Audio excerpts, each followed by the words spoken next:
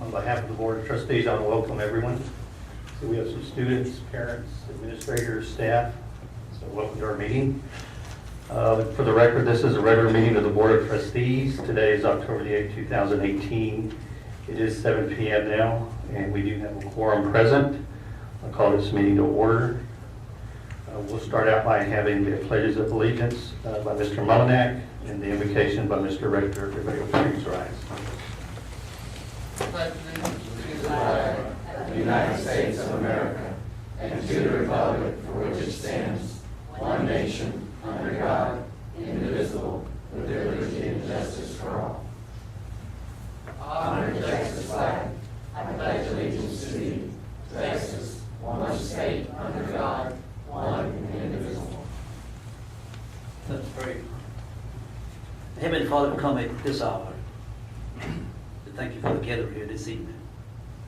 We thank you, God, just watching over our staff and our students. We thank you for all the parents and the guardians of our students of ABISD.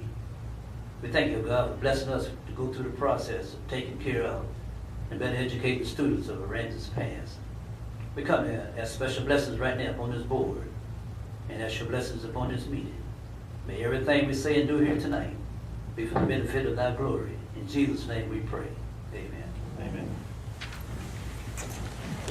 Mr. Rector, Mr. Molinak.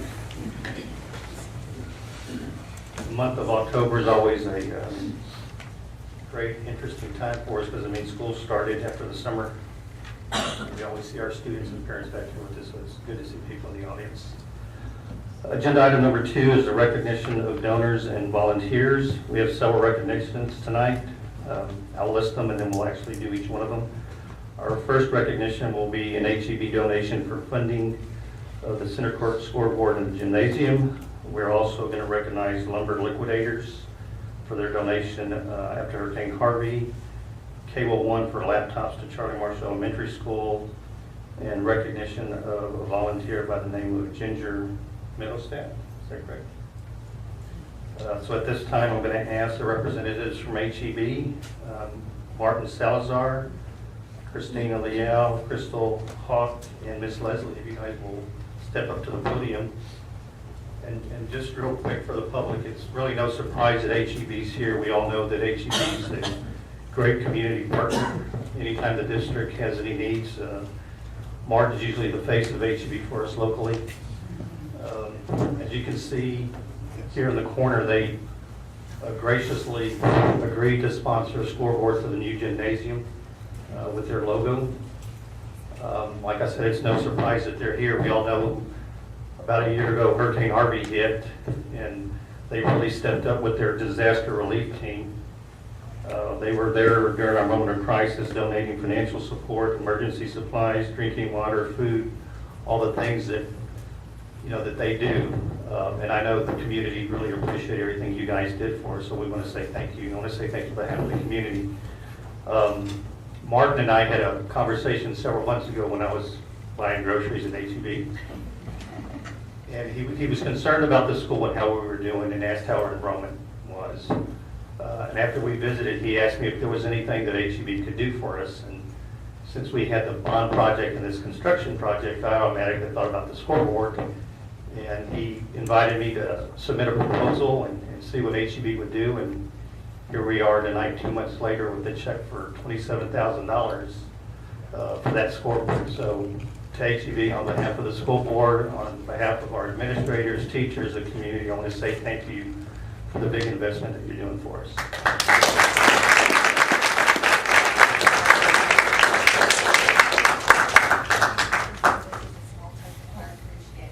Chris, would you like to say a few words? Mark? Okay.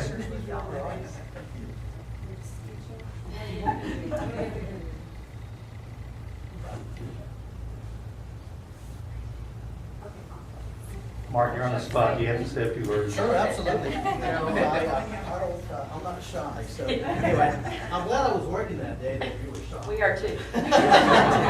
But no, all in all, guys, Charles, the owner of our company, really stays close to our stores. And he approached me. He wrote me an email. He wanted to know how the store was doing and how's the community. And I started explaining to Charles the Post and 3 Harvey, and where we were.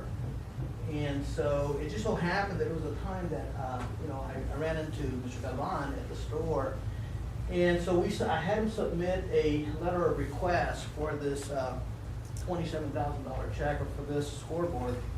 And of course, through Crystal and the rest of the corporate office team, they were able to make it come true. So we're here today, and really it's an honor and a privilege for us to be able to give back to the community, because that's who we are.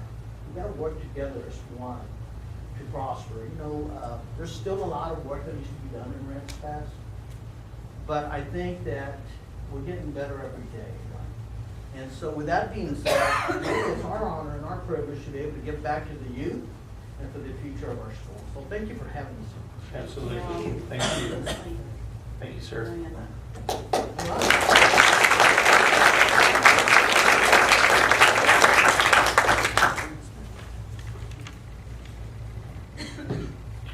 Ms. Cook, I believe you had some information for lumber liquidators on their. We actually have a video we're going to share right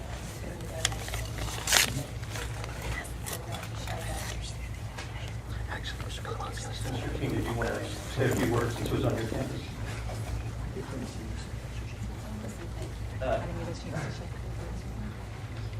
So I don't know how much everybody's aware, but Lumber Liquidators donated 100,000 square feet of flooring that was dispersed around the area, not just Burns. So AC Blunt was the recipient of a good portion of that in our library and our office area. I know our Ransom Pass High School library has it, and I guess those 2 libraries. It looks great. It's fantastic. It really dressed the place up, and we're proud to have it. But the biggest thing from Lumber Liquidators is they came to us wanting to do something within the library, but something that the insurance wasn't going to take care of, something to really spruce the place up. So they donated $57,000 to use for what they call the wow factor in the library. So, video, I can't take credit for making the video. This is a Lumber Liquidator video, but it does kind of highlight some of the things that we did. Wow. Awesome. Impressive.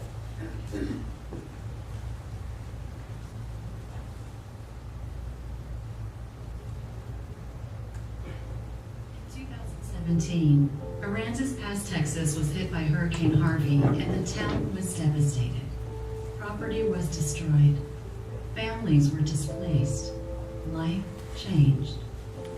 AC Blunt Middle School was no exception. Damaged by the storm, it was shut down for months. This is a story about getting knocked down but not out. It's about standing up, coming together, and supporting each other. We're in Aransas Pass, Texas. I'm the principal of AC Blunt Middle School. That hurricane was one of the most nerve-wracking things I've ever experienced in my life.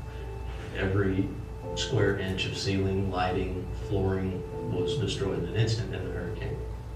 Everyone's rooms were decorated, and then the next day we came into work and were told to pack everything up and prepare for the works. It took us about 8 weeks to be able to get back into, not our building, but just a building with our students. And it was really just heartbreaking because some came with just the clothes on their backs, and just seeing them even walking in with their water-stained spirals was definitely a big heartbreaker. The students, they're coming from homes that just aren't there anymore. They don't know where exactly their next meal is coming from, if they're going to have power when they get home. So they look to the school as their source of continuity, of steadiness. In the multiple trips that I've taken to this region since the very first days of the hurricane, we've seen tremendous progress. The restoration that we have observed in the school today would not have been possible and would not be of the quality that is achieved without the contribution of Lumber Liquidators. And in addition to the flooring that we see out here, it's important to emphasize that Lumber Liquidators also has provided monetary support for the school and for this community, because they care about more than just their own bottom line. They care about the bottom line of the entire community in which they do business. Aransas Pass and this school are better because of what Lumber Liquidators has done. This is the AC Blunt Library. When we open back up in the fall, we have new computers coming. We're going to have probably over 5,000 new books. It's just going to fill up all the shelves. it's a big library, but it looks really big now with the floor. The floor is just beautiful. We really had some old nasty carpet. With Lumber Liquidators, the big one for us is the cash donation to allow us to buy the wow factor and take care of the things that really pull students into the library and drive the creativity that we're trying to get out of our students, to make it an inviting environment with soft seating and technological environment with 3D printers and desktop computers is pretty special. Some of the kids, if they could come here every day, they would be here every day. They love it. They want to get their little hands on the books, and I just can't wait for them to do that. I'm obsessed with mystery books. Like, I love mysteries. I had like 2 bookshelves in my room, and my books were like wet and soggy, so we had to throw them all away. My dream just came to life right here. My mysteries. The hurricane is yesterday's news, and we're moving forward, and it's just going to be amazing next year when everything gets put in finally. It's just going to be so different from before. It's wonderful to have our school open and as bright and shiny as it's ever been with the support from the governor and Lumber Liquidators. We're going to come out better and stronger than we ever have been.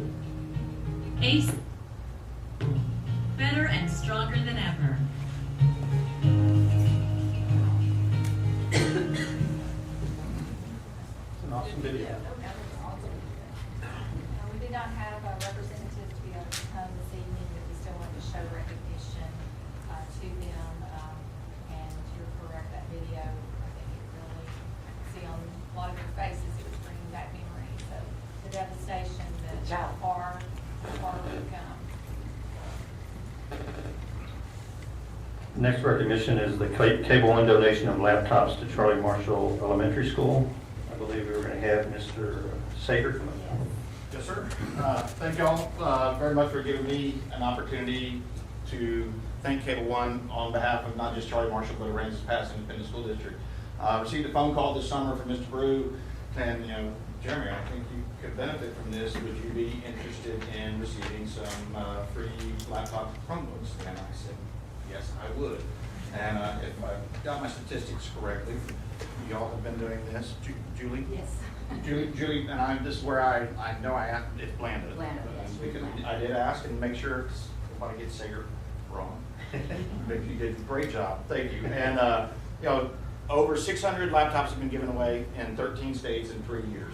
And for Charlie Marshall to be the recipient of 50 of those laptops, I felt compelled, not only on behalf of the district and the students, but to thank everyone publicly. There was a nice write-up in the paper. They showed up with 16 employees, I'll say 2 weeks ago. I've got a few photos. I felt pretty blessed to be able to get 231 kids to all snuggle up together, along with the 16 Cable One employees, and be able to say thank you to Cable One. Julie, I didn't know if you had any you wanted to elaborate. Well, no, thank you. Principal Sager, you kind of hit the nail on the head. And like HEB, Cable One, we are very entrenched in the communities where we serve. And I also got a call this summer saying, which one of your communities that you serve do you think we really want to do this Chromebooks in the Texas coast, especially after being hit by Harvey? And my first thought was Aransas Pass. One, I live here, my niece goes to school here, so I'm a little bit biased, but I also knew that our schools were hit much harder than the other ones and systems that I serve. And then when we reached out, didn't know which school it was going to be. I'm glad it was Charlie Marshall again. That was happenstance because that's also where my niece goes. But the Chromebooks donation that Cable One does is to help. It ties right in with our technology and making sure that students have the ability to keep up with what is going on in technology. So we're very honored to be able to do this as well. So thank you for allowing us to be here today. We appreciate y'all doing it for us. Thank y'all very much. Thank you very much.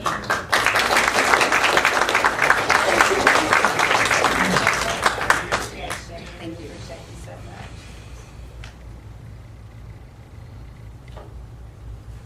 Thank you. Thanks again. Our next recognition is a volunteer gender medal staff. And I believe, who was going to do this one? Mr. Sager also? Okay. Yes, sir. Last year, I heard the board, it was the first year for me in the district, a rather different year in the entire region for many, many reasons, but heard the board talk about volunteers and recognition. And last year, had a wonderful woman come by to visit me, by the name of Ginger Middlestead. Ginger, if you want to come up for just a second, come on up. You don't have to say anything, but I wanted everybody to understand where I'm coming. She came by and asked, she said, I'm new to the area, moved down from San Antonio, retired teacher of 20 plus years. I would love to volunteer. And I sat, I listened, and I explained to Ginger that I was in a little bit of a bind because I did not, and this is the truth, did not have one vacant room at Charlie Marshall because of the 6th and 7th graders. She didn't give up on me. She went over to Keyburger and Falk, and Mr. Manfield got her started with 14 students last year, and she did a great job with those 14 students. And she came and said, you know, Jeremy, I asked you last year, and you know, she never once said I dropped the ball, but I told her straight up, I kind of did, and she forgave me and said I would like to work with those 14 students now that they're 4th graders.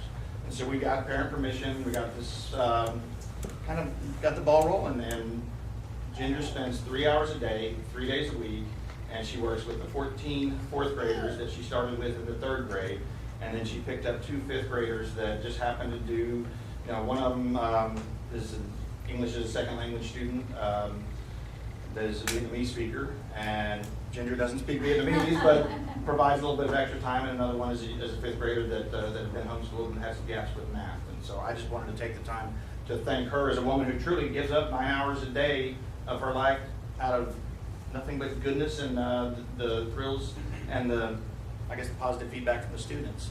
Would you like to say anything, ma'am? I didn't want to put you on the spot. I'm okay. When you're a teacher, you can talk, right? I just want to say thank you. It's absolutely amazing to be allowed the privilege to have access to a child, to their heart and their soul, because they're open when they're there in school. And to have that opportunity to interact with them and have them have another place that they can learn and grow and be connected to positive things. And to be part of Aransas Pass learning opportunities. You know, these kids, it's so important. And they take what they have now, and that shapes their whole life. And people who don't understand that don't understand what schools are all about. Schools are where you shape lives. And I was thankful for Mr. Sager to, you know, I'm pretty persistent. It's like I need to help some kids. I need to help some kids. I don't care what you have me do. I just need to help some kids. And he was like, fine. Yeah. She didn't have to twist my arm. I had the space. We made it work. And you know, she was just telling me a few minutes ago, the kids, you know, running the kids at HEB and seeing her. Yeah, it's great. So I appreciate the opportunity to be part of the learning community. Wanted to recognize her and her efforts. Thank you. I don't have money to give you.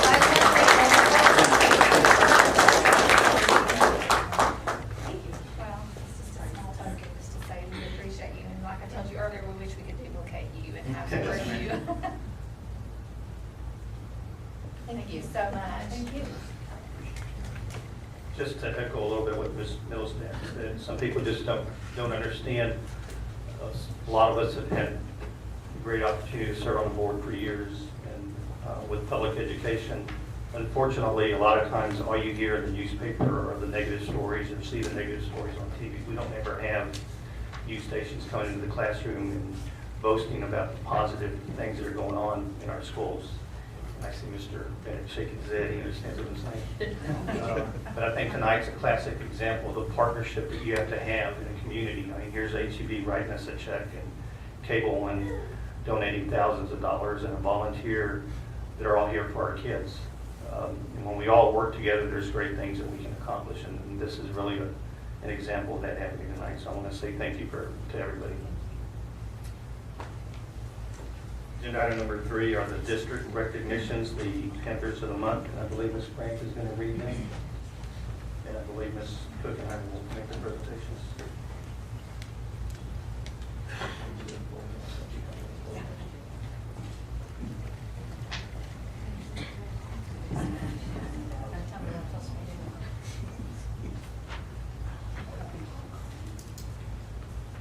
Okay, Fall Early Childhood has selected Kaylee Garcelosa as their September Panther of the Month. Kaylee is the daughter of April Patterson and Martin. Kaylee is a kindergartner in Fall Early Childhood. She has an older brother named Tatum. In her spare time, she enjoys coloring, painting, and playing with her dogs, Bandit and Sadie. her guinea pigs Giz and Ollie, and her cat Homie. Kaylee's favorite colors are purple and pink. She likes school because she loves to do homework, play, and have fun. When she gets older, she wants to be a firefighter so she can help people stay safe from fire. She was selected as Panther of the Month because she is a dedicated student. She is always doing the right thing, and she's very respectful. She enjoys being at school and is eager to learn. Walk Early Childhood is proud to have Kaylee Barcelosa as their Panther of the Month.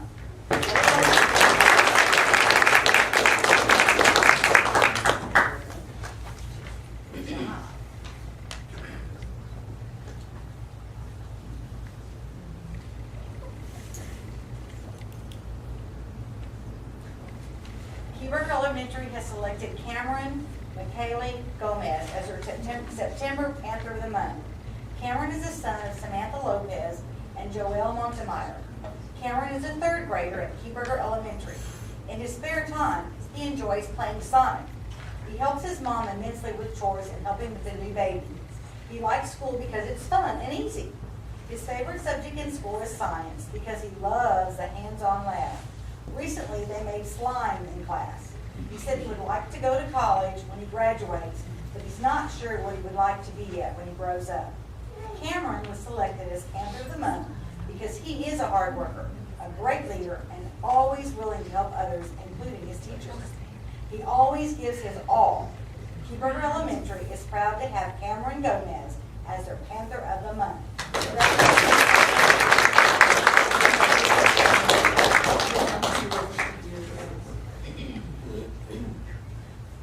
Charlie Marshall Elementary School has selected Dennis Horn as their September Panther of the Month. Dennis is a fourth grader at CNES. She is the daughter of Daniel and Diane Horn. Dennis has a 3-year-old sister named Danielle. She has one dog named Dallas. She loves to stay home and spend time with her mom. Her favorite color is black, and her favorite subjects in school are science, writing, and math. Her future is to become the best person she can be, and she hopes to become a teacher when she grows up. Janice was selected as Panther of the Month because she's always respectful and always puts others first. We are very proud of her hard work and dedication. Please join us in congratulating Janice Horn. She is one of the many bright stars we have at Charlie Marshall Elementary School.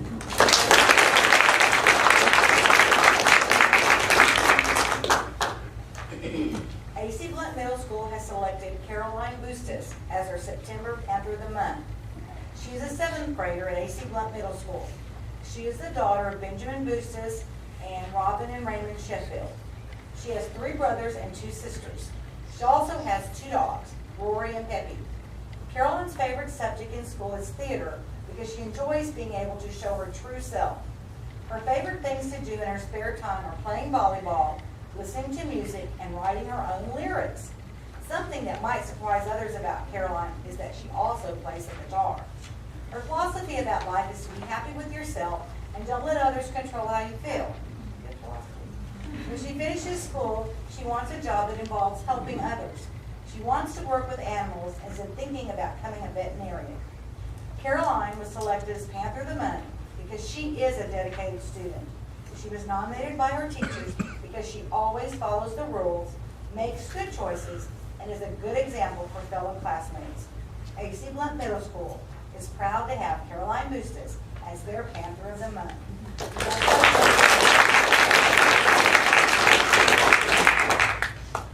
Last but not least, Aransas Pass High School has selected Riley Bennett for their September Panther of the Month. Riley is a freshman at APHS. She is the daughter of Wayne and Tam Bennett. In her spare time, Riley enjoys doing her makeup and cheering. She loves hanging out and spending time with her friends and family. Her favorite subject in school is English Language Arts. After graduation, her goal is to become an ASL teacher or a teacher for the deaf and hard of hearing. Riley was selected as Panther of the Month because she's a dedicated student. She's always polite and displays good citizenship, a willingness to help in any situation, and kindness to others. Aransas Pass High School is proud to have Riley Bennett as their Panther of the Month. Congratulations, Riley.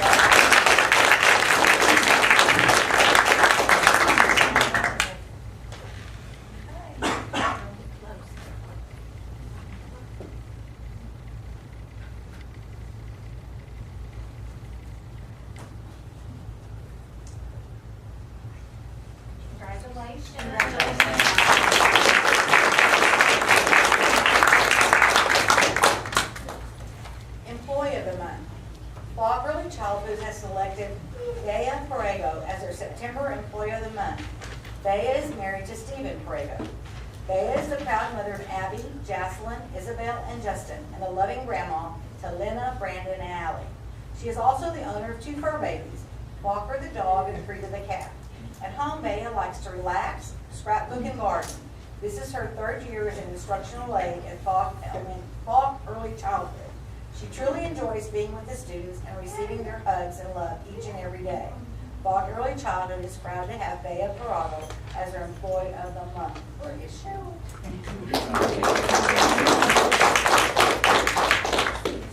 She's probably at some game. Practices. Keyburger Elementary has selected Heather Harkins as their September Employee of the Month. This is her teaching biography in her own words. I am Heather Harkins and so excited to be on the 2nd grade education team at Keyburger Elementary and APISD. I've been teaching and directing in the early childhood field since 2000. I have an associate's degree in early childhood education and a bachelor's degree in cognitive studies, education, neuroscience, and psychology. I'm currently working on a master's degree in special education, applied behavior analysis, autism. I've been married for 24 plus years and have 2 sons in 6th and 7th grade. I love learning, teaching, reading, and being outdoors. I also love animals, and they are a special part of my classroom. Animals can be very healing, foster responsibility, and strengthen confidence in learning. Reading with Rabbits was a special program of mine that I enjoyed sharing with early childhood centers over the years around the coastal bend. Make a difference in the life of a child. Read a book together. We are proud to have Heather Harkins as our Employee of the Month for Keyburger Elementary. I know this one's here. Charlie Marshall Elementary School has selected Carrie Cronk as her September Employee of the Month. Carrie has been a member of the APISD family for 23 years, with 22 of those being at Charlie Marshall Elementary School, teaching a variety of subjects and grade levels. For the 2018-19 school year, Mrs. Cronk eagerly accepts the challenge of being our reading and writing intervention teacher. Her rapport with the students and her content knowledge make her the perfect choice for this position. Her strong work ethic has also been appreciated as she fills every minute of her day either working with kids that require a little TLC with reading or asking, versus being asked, what she can do to help. Mrs. Cronk is a vital part of the Charlie Marshall APISD family, and we are proud to honor her this month.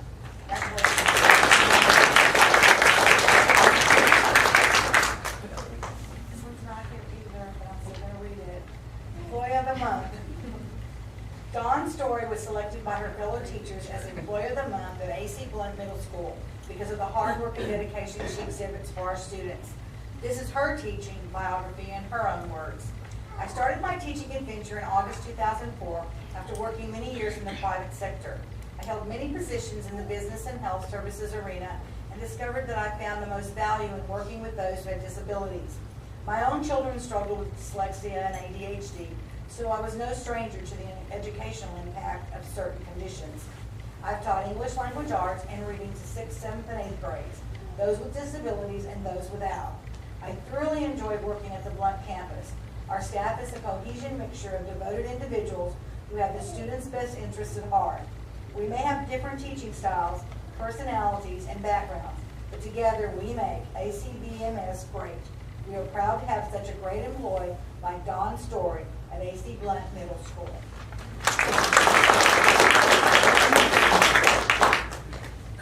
Last but not least, and she's here. And Nikki Edison was selected by her fellow teachers and staff members as Employee of the Month at Aransas Pass High School because of her hard work and dedication for our teachers and students. She is a secretary at Aransas Pass High School and joined the Aransas Pass ISD family in January of 2018. In her relatively short time in education in several different capacities at other school districts, she most enjoys the fast pace in the front office. Mrs. Edison states she loves the interaction with the students and greeting parents and visitors when they come to the campus. She's been married for 8 years and has 4 daughters, 2 in high school and 2 in elementary school.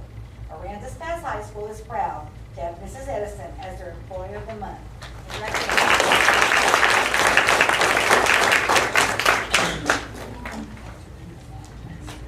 something about it.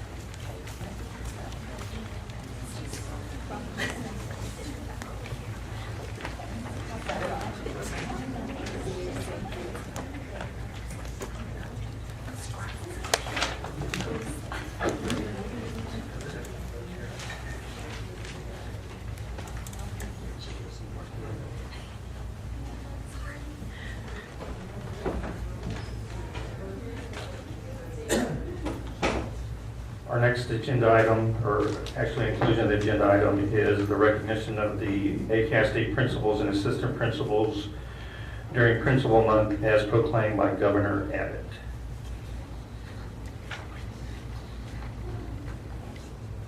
From the Walter Noble campus, Mr. Brian O'Brien, if you please come up.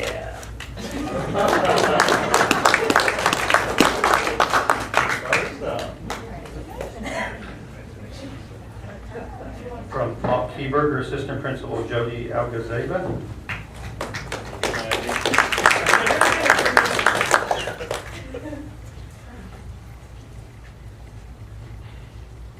You want to just do one group picture with me? Yeah, let's do a group picture, because I feel like we're torturing them. Bob Keyberger, principal Jason Mansfield.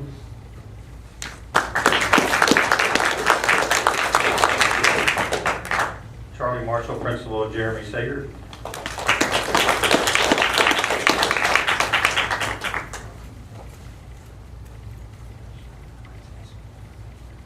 AC Blunt, assistant principal Rachel Harrelson.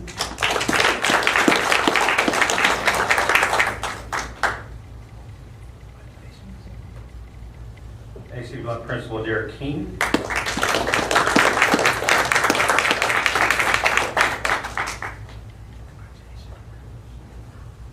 Aransas Pass High School assistant principal Michael Zarowski.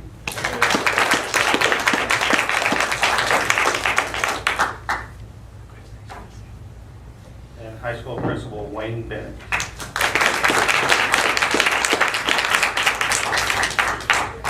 And if you guys will stand for a minute, I'll read the proclamation by the governor's office. Principals are entrusted with our most precious and valuable resource, the children of this great state. Children are a promise for the future, and receiving a rigorous and well-rounded education is critical to their development and in turn the development of Texas. Principals fulfill many roles in our schools and beyond. Principals support the community, students, parents, and a healthy school environment as leaders, communicators, disciplinarians, budget analysts, and makers of policy mandates and initiatives. Principals also set the academic tone for their schools by working collaboratively with our invaluable teachers to build high-risk standards, set performance goals, and utilize best practices for achieving those goals. During the month of October, we recognize the important roles principals assume in helping to ensure that every child has access to a high-quality education and a safe and supportive environment. At this time, I encourage all Texans to learn more about the many contributions and accomplishments of the elementary, middle, and high school principals across our state. As our principals accomplish their goals for education, the future of the Lone Star is made brighter. Therefore, I, Greg Abbott, Governor of Texas, do hereby proclaim October 2018 to be Principals Month. And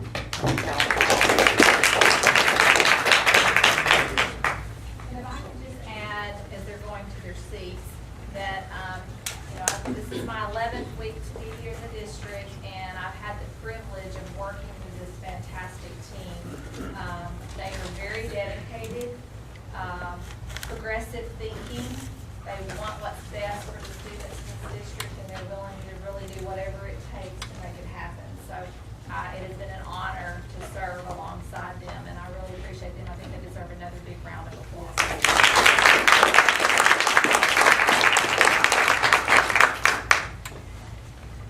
Next item on the agenda is declaration by Governor Abbott observing Texas Education Human Resource Day. You'll recognize Bertha Morales, HR Secretary.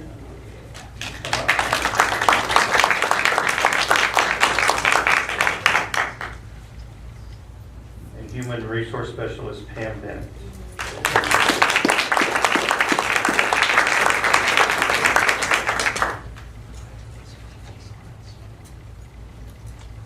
And I will read this proclamation as well. And education is one of the most important tools we must ensure our children have as we prepare them to take on their world and become the next leaders of our great state. Across the state of Texas, human resource professionals play an essential role in ensuring Texans receive the highest quality of education possible. It is well known that skilled teachers and school staff are essential elements for an education atmosphere that is rich in its achievement. Human resource professionals are the forefront of creating these adventurous surroundings for students by implementing effective practices of hiring quality staff to teach young Texans and expertly serving the needs of students, teachers, and administrators. At this time, I encourage all Texans to join me in recognizing all of our devoted human resource professionals for the contributions that they have made to our educational system that continues to evolve and present new challenges. Therefore, I, Greg Abbott, Governor of Texas, do hereby proclaim October 10, 2018 to be Texas Education Human Resource Day.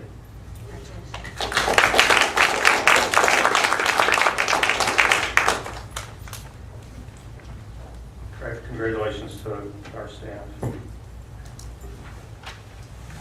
Agenda item number 4 is the introduction of the 2018-19 Student Advisory Council and report of the SAC meeting held on October 2nd, 2018. Ms. Cook. Well, I think all of our students are enjoying the fact that it's a holiday, because none of them showed up. So what we will do, we will try to encourage them to attend next month so that we can introduce them and you can all have the opportunity to meet them.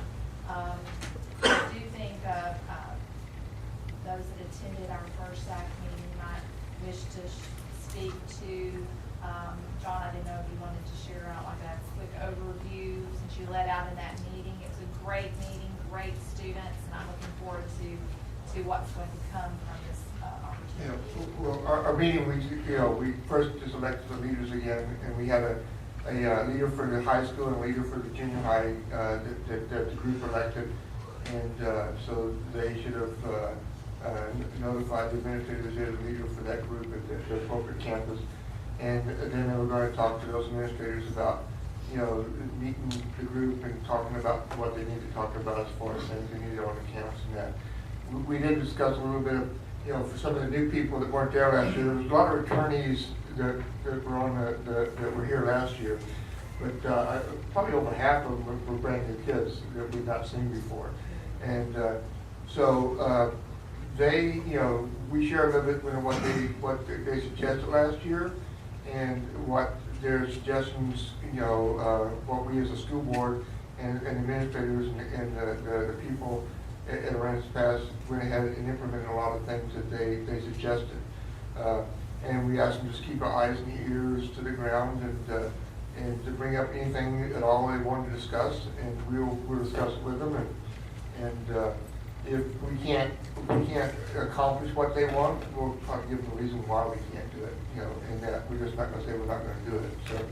So we told them that's kind of important for us to, as a school board, is to give them a reason why we can't do something they want. And but it was a pretty productive meeting for the first meeting, and they started talking about some of the stuff that they wanted to do, and we took out some ideas from them.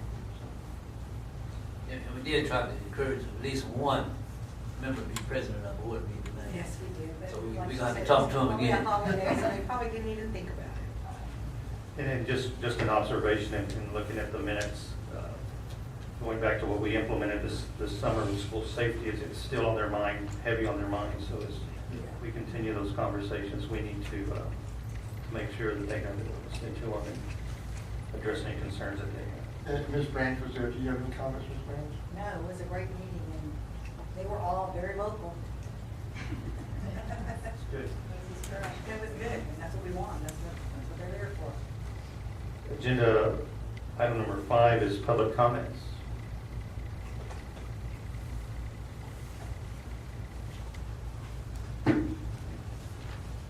There are none. Agenda item number 6 is the superintendent reports. Ms. Cook. Okay, as you can tell, we've changed the agenda up a little bit, and doing things a little different. This is truly just a report on some key things that are going on in the district. The first I put here was new website development. Just wanted to let you know that we are working on revamping our website completely with a fresh new look. We're actually going to, as an admin team tomorrow, look at some of the options we have and try to narrow it down. So far, everyone's picked a different site. So draw out of the hat, I think. Well, I think what we're looking for is that fresh, clean look, but then also easy to access and find our information. This is going to be part of the beginning of a big PR push to let everybody know about the great things going on in our Aransas Pass ISD. So more to come on that. So I just wanted to kind of put a teaser out there so everybody can start looking towards that opportunity. Spinning off of the Student Advisory Council, I created a Teacher Advisory Council, and we have teachers that are representing each campus. Just had their second meeting today, and basically what we're looking at through this is striving to go, what we've been talking about, striving to go from good to great, and what that's going to look like as a district. So last month, they were charged with going back and talking to their peers on their campus about what makes AP good, awesome. What is it that we like about this district? Why do they come here to teach? Why do they stay? And so they reported out on that today. A lot of it, they said, that's great about AP is the resilience of the staff, which I think is very obvious by all that occurred last year and continues to still occur on at least our high school campus. And then even at our small campus, Peaburger and Falk, with all the construction and close quarters and portable buildings and still going on, looking towards that great day when we're in that new building. Teachers work as a team to help all students, and then some specific things. They like the Remind app, reading interventionist that was added this year, and freshmen, how they came in with great writing skills. So those were some of the things. They shared out many things, but those were some of the highlights. But I think this is the big thing that I heard today was that the teachers having an opportunity to have a voice to come to the table and share out what it is about the district that they're excited about. And then now as we're moving forward, we're looking at what are those big district ideas that are going to move us toward greatness. So their homework for this next month is to go out and get them to share those big ideas, those needs that we have as a district, and solutions are things that can go with that. They're going to bring those back at the November meeting. We'll prioritize those, and then those will be shared out with the administrative team and then with you as board of trustees so that we can begin to move forward. I think there's a lot of power in the student voice and the teacher voice. They're the ones that are in the trenches every day and know the task that's before us. So I'm excited about working with them. Great team that the administrators chose to send over, and they're very passionate. And I think they're from our 2 meetings we've had, I think it's been very productive. And so looking forward to more to come with that. I also had on here Tassie Convention of takeaways. I know that we had quite a few of us that were able to attend that, so I want to give you an opportunity if there was any specific thing you wanted to share out that, for the board members that were not able to be there, and for our team to hear what you might have learned from that convention. One thing I really liked was what was called the buddy bench. And it's where kids that don't have anybody to play with or feel like they're left out of things, they can go sit on this bench, and then there's kids that come and talk to them and take them away to play with them, because a lot of times that's why kids Yeah, they're vulnerable and they feel left out and they don't like school and they don't like anything. But then when these kids came, it was like, oh, I've got a friend. Somebody likes me. And I think we need to make a bench for all the campuses and get a team to be the buddy bench welcomers. I thought it was pretty neat myself, I was gonna bring that up. But also, we shared a lot of different ideas with different board members from all over the state. We just kind of gathered up, paired up a little bit. They have some ideas, what's going on with their campus, we share what's going on with Aransas Pass ISD. I think it's pretty good setup the way they have that. We can mingle with different ones, hear what they doing, they hear what we doing. So I got a big kick out of it, we enjoyed it. Anybody else? And then the only other thing I've started adding is a calendar of upcoming events. So that way, it gives you an opportunity to see what's coming up. We're going to do a much better job of putting that all out on our website through Facebook. It just gives you a handy little calendar you can pull out of your refrigerator. So that when you have an opportunity to go out and be a part of the activities, we welcome that. A lot of it you see is more athletic driven right now, so we're going to be working with our campuses to get some of those specific things they're doing. They have their book fairs and open houses and different events. You know you can't attend all of them, but we always appreciate seeing you out there and you getting to be a part of what's going on the campuses. That's all I have now. Agenda item number 7 is the consent agenda. Included in your board package are the minutes of the September 10th, 2018 regular board meeting. You had a chance to review those. Are there any corrections? If there are no corrections, do I have a motion to approve the consent agenda? Make a motion to approve the consent agenda. A motion by Mr. Molnak, a second by Mr. Rector. All in favor, please say aye. Aye. Any opposed? Motion carries. Agenda item number 8 are the monthly reports. Included in the board package are the standard accounts payable, the 2018-19 budget status and investment report. New to this month is a 2017 financial update. There's also a new financial aid update, a bond project update, and a tax collection report, which is standard, and then an enrollment report. Ms. Cook, I'll let you go through those. Okay, actually Cheryl is, I'm gonna let her take the lead on starting with our accounts payable. If there's anything specific that you want to share there, we'll kind of go through each one just real quick. Accounts payable, just standard utility bills, regular bills. Budget status, it's just, that's a standard report too. I don't have anything to compare it to last year. We didn't give reports in September. Okay. I think what I really wanted to go to is the update on last year, the 17-18. Ms. Cook and I painted a pretty grim picture in August when we had our workshop.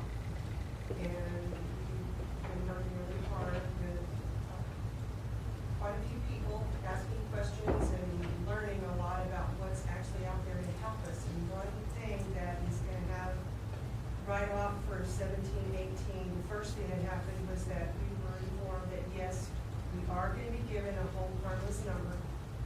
The ADA, what is in on this one report is 1606. That was our ending ADA for the prior year.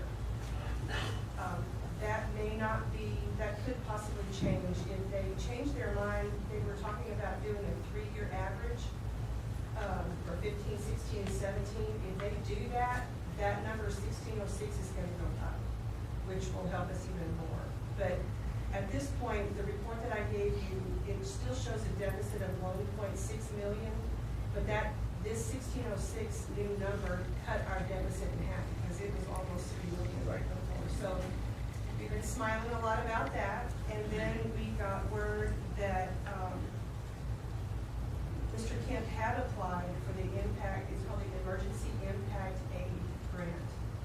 And, but it's like stopped right there until Ms. Cook got an email saying that here's your allotment. And when she walked in my office, she made me, it was an emotional afternoon.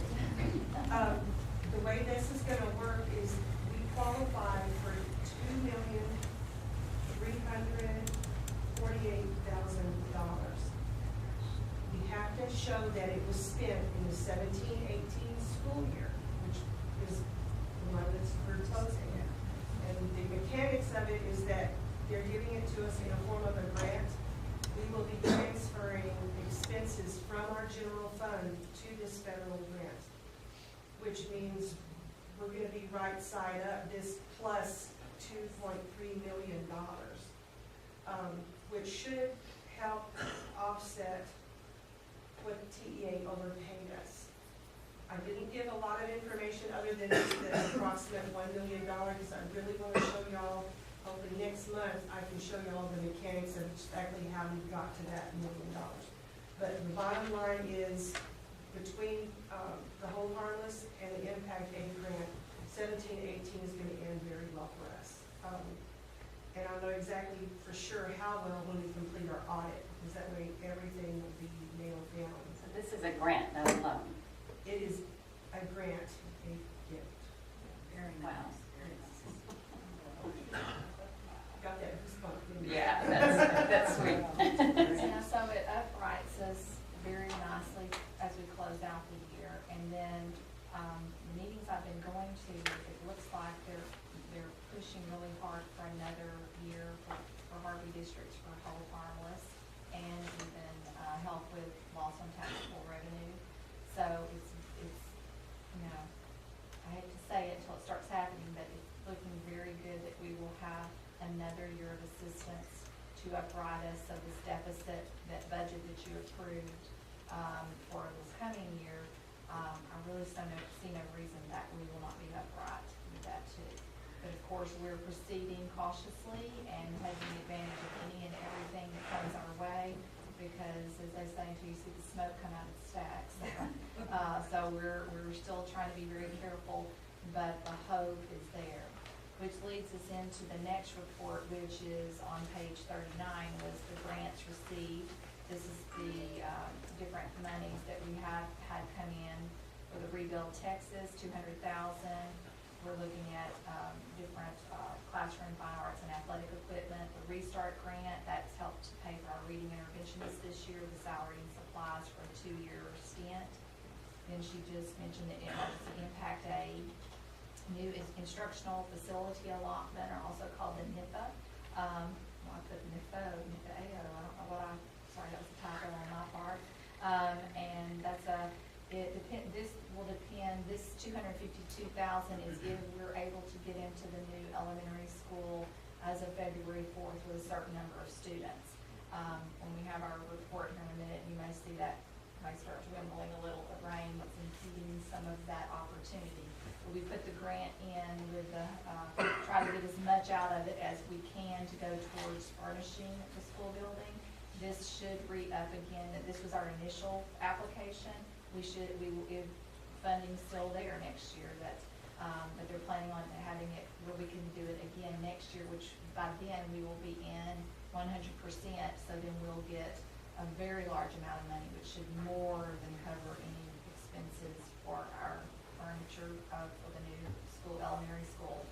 And then we just recently received the American Red Cross grant through Texas Cares implementation project in the amount of $212,500 that will enable us to get 2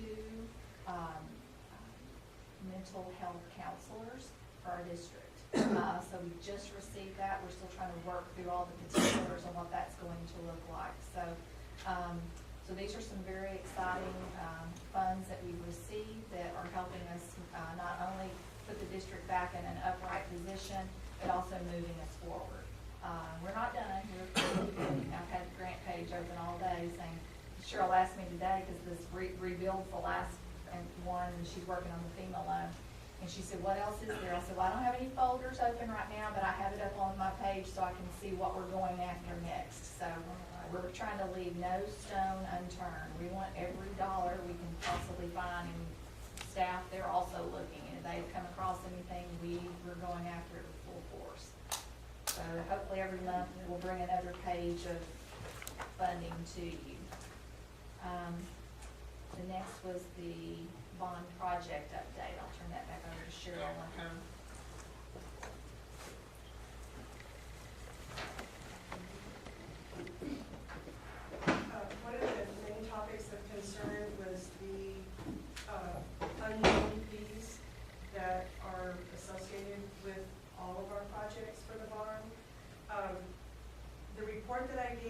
the first third of it is just to show you or remind you, when we passed the bond, which projects we allotted the dollar amounts to. In the new elementary school, there was a change order due to Hurricane Harvey. He ripped the roof off of our gym, which that is eligible for insurance repairs. So we're flipping it, letting insurance reimburse us that amount for that roof. So yes, it's $189,000 increase, but with the insurance coming, it's a wash.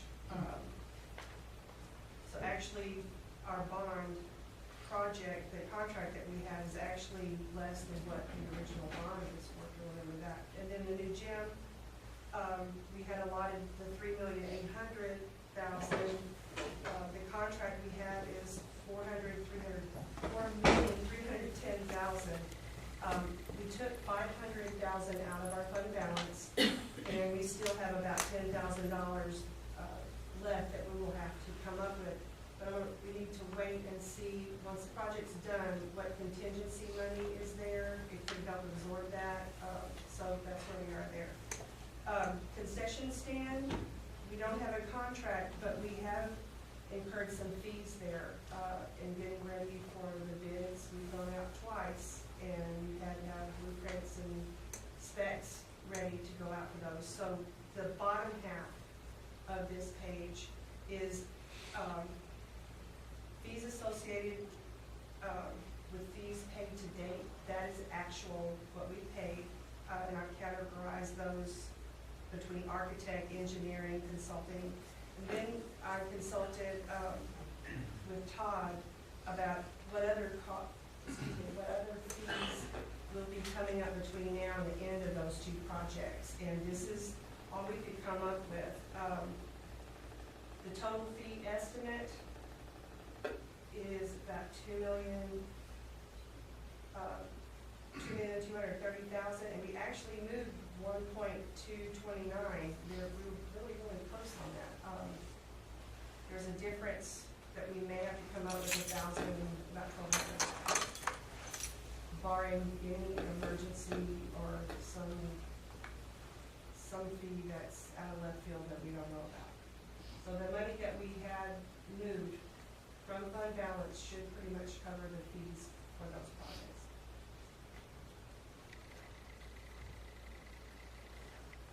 There's a second page to that, because we had a discussion about other projects, and we were moving forward this year.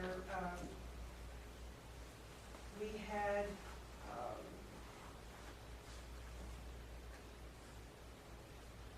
the new phone system, which is, we're about halfway there. All the phones are in, they're being configured. We did have the high school completely rekeyed, and the new intercom system, they were putting finishing touches up that, I believe, on Friday. So those projects are out of the way. And then other projects.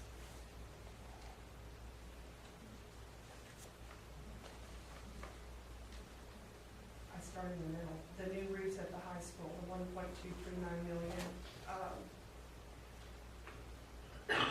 which $800,000 of that should be being reimbursed from the insurance company. So this is kind of where we are on other projects. And the fees.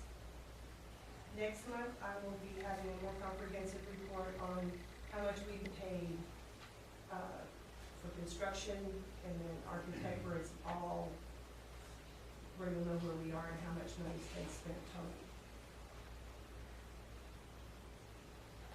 Well, sure, I want to commend you, because since August, we've been in turmoil, for lack of a better word, with all the finances. I mean, we got a $20 million insurance claim, $17 million bond, FEMA, ADA that fell short, deficit budgets. It goes on and on and on, right?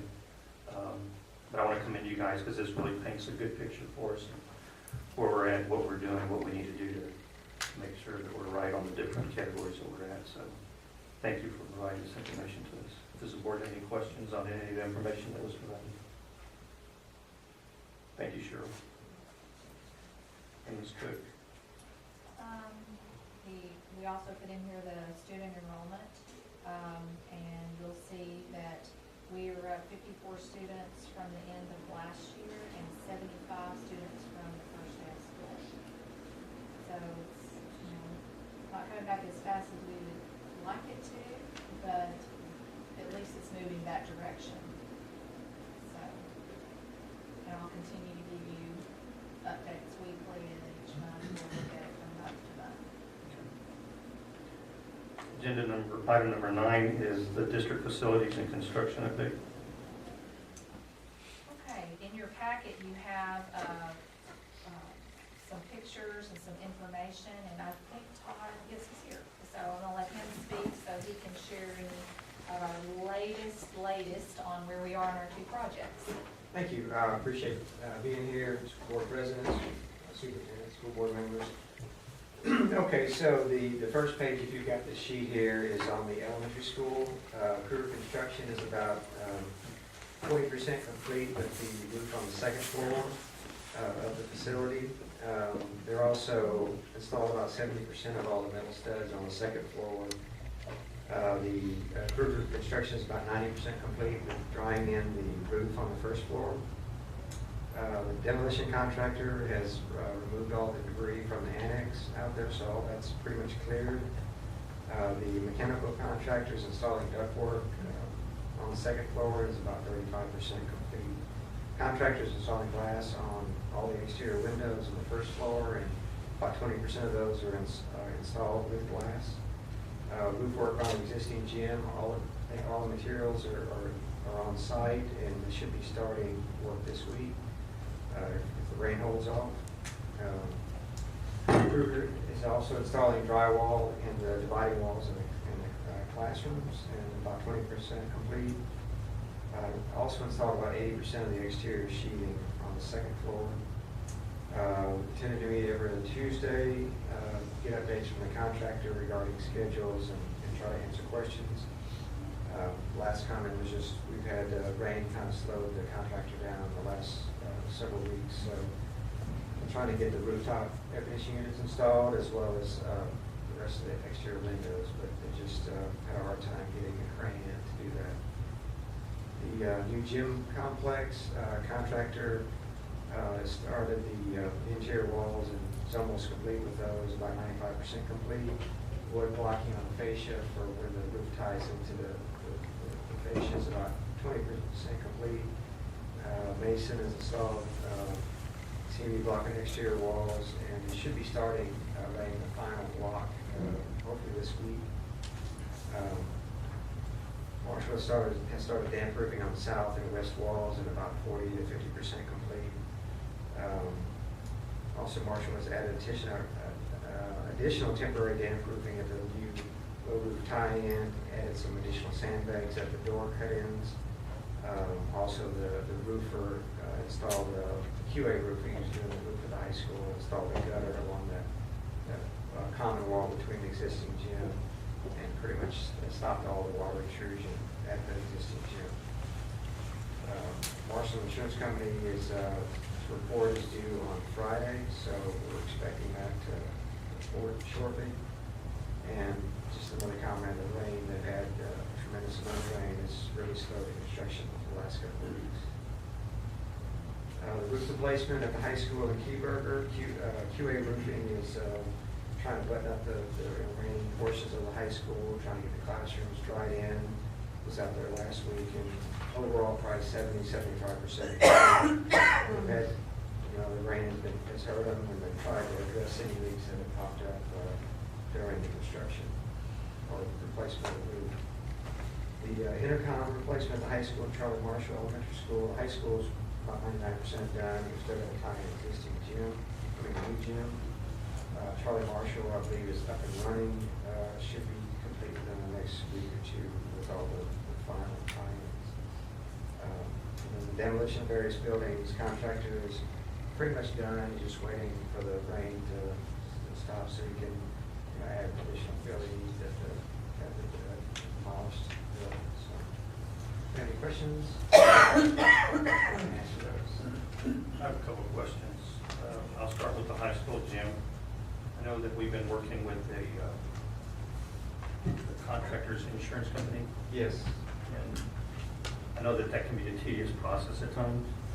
But the bottom line for me, and I think for the board, is that we've got operations that we're running. We have 14 different teams with one feasible gym right now for practice and games. I know we can possibly make some modifications to the high school gym and possibly get some usage for practices out of it. I don't know if we have a final report from the insurance company, from the contractor yet. Are we still waiting on that? No, they are saying October 12th, which is this Friday, that Navigators, which is Marshall's insurance company, when I contacted their adjuster directly, he said that's as soon as he would have a report. In the interim, we have had Belfort come out, provide a quote for us, of a temporary fix to the gym to remove the bubbling wood out of the middle, put plywood down, and we're going to dry some of that dried out first. And so we sent that to our insurance adjuster. And so I haven't got a glance yet on that. We're trying to, on our side, we're trying to make sure that we don't do anything that's going to impede us getting the replacement gym. He's also, Lance is also trying to get permission to send out an engineer for our benefit too. Because I think from our side, and we've talked about that, is getting to the, ensuring that we've identified the root cause of why the water went into the gym, so that before any new flooring is put down, that we have corrected that problem. So that's where we are on the insurance side. I don't know if you have any more information, Todd, and you can talk to anyone. I talked to Mike Dotson last Thursday and Friday, and he basically said, I'm just waiting for the report. I couldn't really comment at that point. I mean, he wants to get it resolved, but we're waiting on that report on Friday. So it's at some point we will be moving forward with trying to do something in the gym for them to get some usage out of it once we feel you're at that point.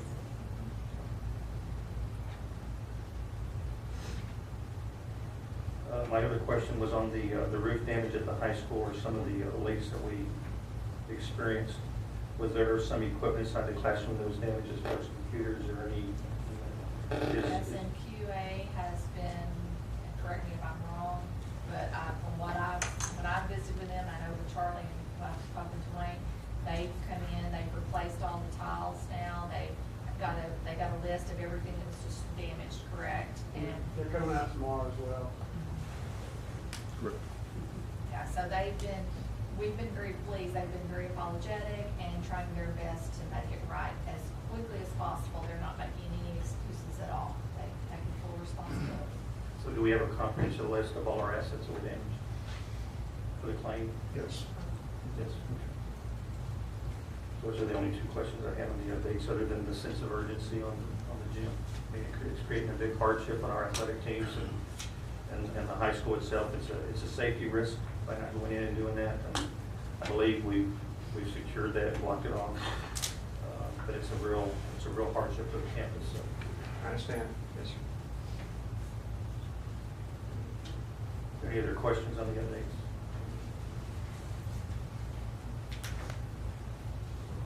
If there are no other questions, then we'll move on.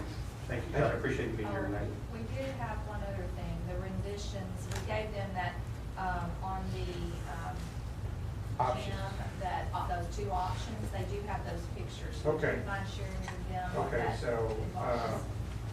kind of have really three options. One is basically the way it's, yeah, there's the two options that we rendered were on the backside of the gym. You've got tip wall panels, you've got joints between the panels, and you've got panels that are 50 years old that they don't expunge water anymore, so they absorb water. So one option is to cover that with a damp proofing, like a roof material, but that's what matches the roof that's out there. And so that's one of the renderings. The other rendering is we got a quote from QA Roofing to do metal panels, like some of the higher areas you have on your high school right now. It's metal panels. So we got two different options. Actually, the other option, and the reason we're proposing these options is, 5, 10, 15 years down the road, you don't have to worry about the wall. But the other option is just to leave it the way it is, and then, just put the flashing in the way it's designed. Are you talking about the wall that's on the outside of the band, I would call the band building? Yes, the gym, band, yes. And so we kind of wanted to show you perspective what the two options look like. So, I mean, we think it's a good idea because it protects all the joints and the panels there that they will deteriorate and have deteriorated. So Todd, I'm looking at it in my layman's eyes, I don't see any difference between the two.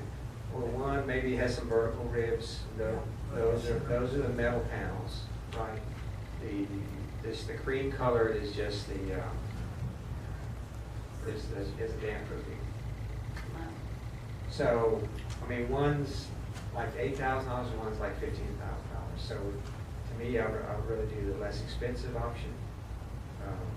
I don't think you're really going to see it very much. I mean, it's just in between that kind of between the high roof and two hours. It's just that one section you're talking about? It's just that one section, yes, sir.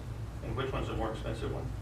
The one with the vertical panels with the metal, there's just more material and it's just more.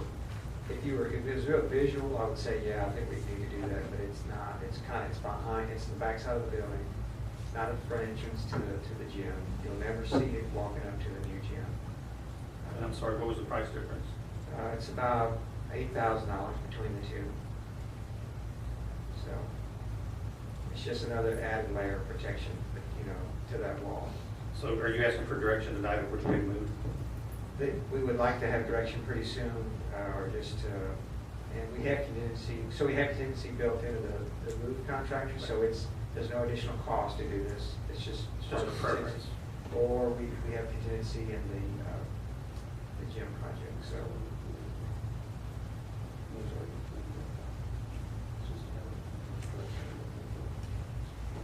So what I'm calls, the one in the middle is probably the better option, right? It's more expensive.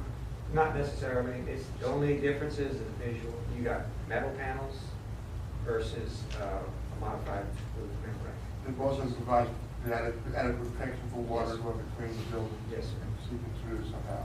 Yes. So no matter which one goes up, it's not going to be any water damage. No, sir. Like 10 years down the road. So, Right, that's right. No. It's a 20 to 30-year roof. It's, that's what you got on your roof, or we'll have on your new gym roof. So it's the same material. I don't have a preference unless one of the other trustees do. It's just cosmetic either way. Well, we just wanted to make sure we brought it to you because we know that's, might be a big deal to you. We didn't want to put up. No, that's fine. I mean, at this point, with money being such an issue with everything we're doing, I'm saying go the least expensive way. Right. I agree. So you give your direction. All right, okay. Very It's good. Thank you. expensive, it sounds like. Thank you, Todd.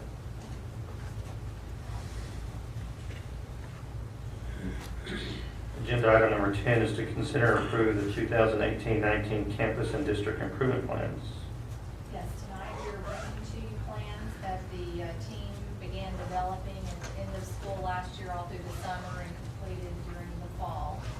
This is based off of data from last year, looking at areas of what occurred and where we want to go and what we need to do to get there. Campus and district improvement plans are really living, breathing documents because they are constantly needing to be considered and changed according to the needs of the students and what we're seeing. So tonight we're bringing to you the plans that have been put in place at this point. I've asked each administrator to come and give a brief.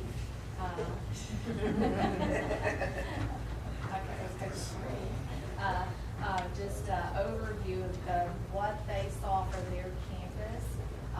That is the main area or areas that they feel they need to focus in on. All the areas are important. There's many moving parts to working on campus, but we want to bring to you tonight those main pieces that we're focusing in on at the campus and then at the district level, so that you will be aware of where our focus is.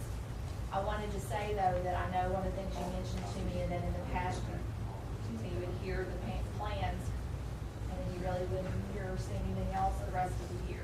Well, that's going to be different, especially with your new expectations with Senate Bill 1566, I think it is, where you're to be more involved in those academic pieces. So we're developing a calendar together as a team where we're going to each month be bringing back to you different data points or where we are in certain things that we are addressing. Our team is, we meet weekly, and during those weekly meetings, we discuss an array of things. Each 3 weeks, each campus principal they give 3-week assessments, and then they work with their teams to look at what's going on and have big conversations in their PLCs and their department meetings. Each 6 weeks, we will then turn around as a complete district team, bring all that data in, and we'll look at it together collectively to ensure we have that vertical, horizontal alignment happening from every direction. So then, I just kind of want to give you the background, how that happens, and then between all that, we will be bringing to you different information. And I hope by next month to have an actual calendar for you to say, here's where we'll have our checkpoint on this piece, and we're going to bring you this information. Some of the reports are required by the state, but we want to intertwine that with district and campus reports.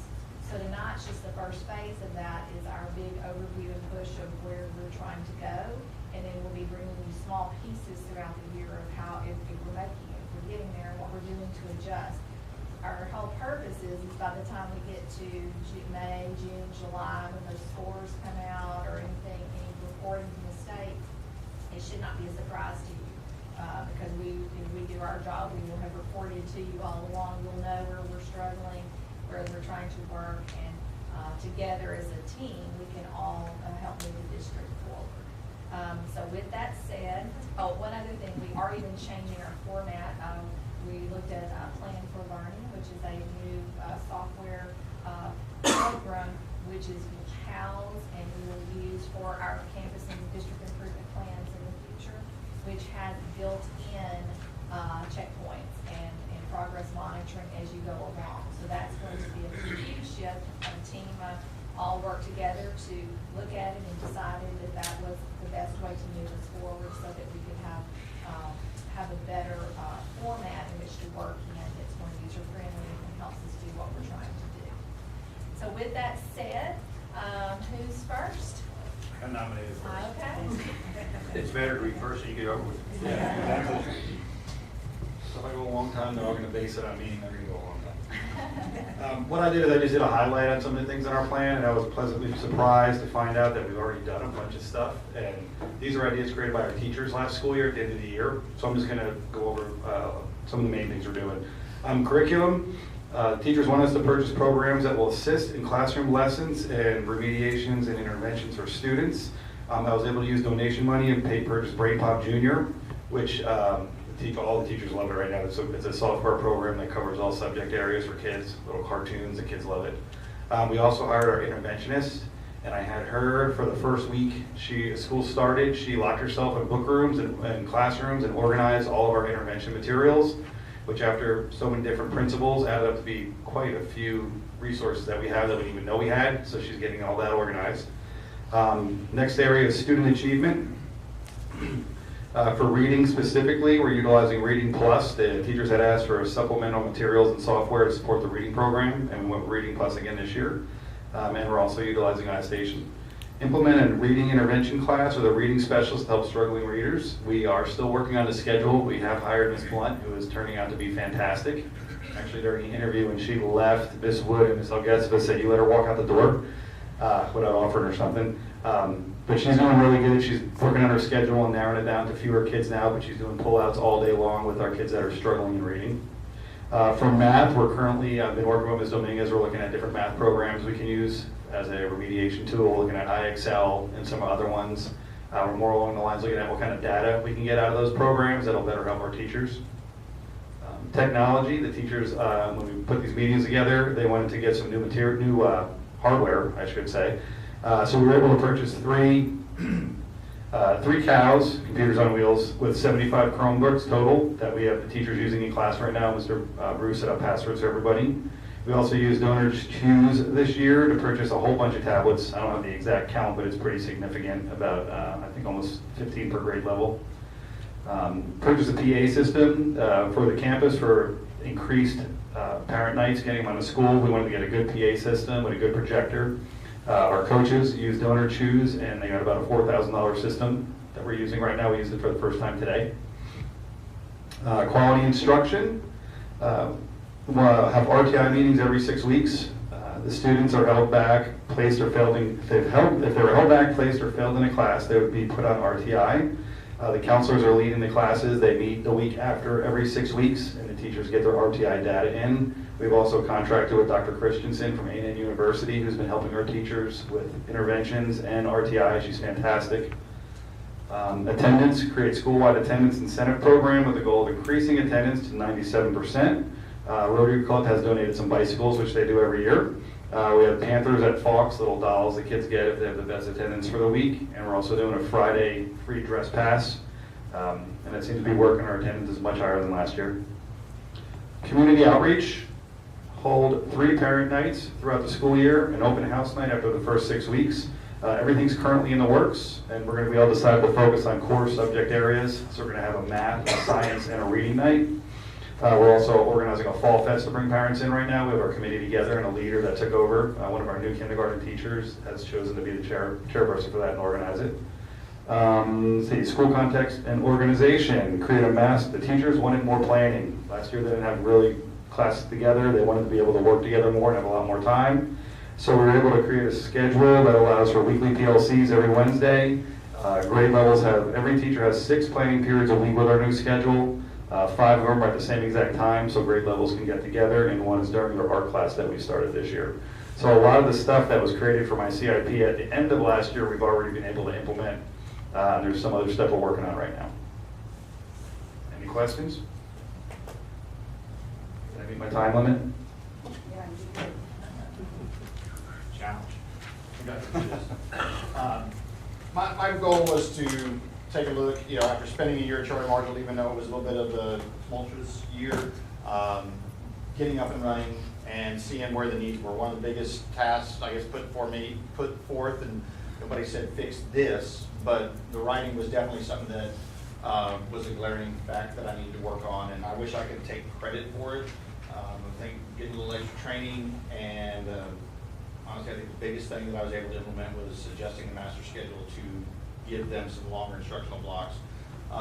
Working on creative scheduling also is something that I'm carrying forth this year in regards to teachers having a common planning time by content. So, like, for example, my 2 4th grade reading teachers are off at the same time so that they can dive deeper into those lessons and work on increasing some rigor, trying to move from the approaches level to the meets and masters level. Saw quite a bit of growth there. Had a need for something to do with students for math. Accelerated reader is something that we've had for years, and it's always something to give kids a little bit of motivation.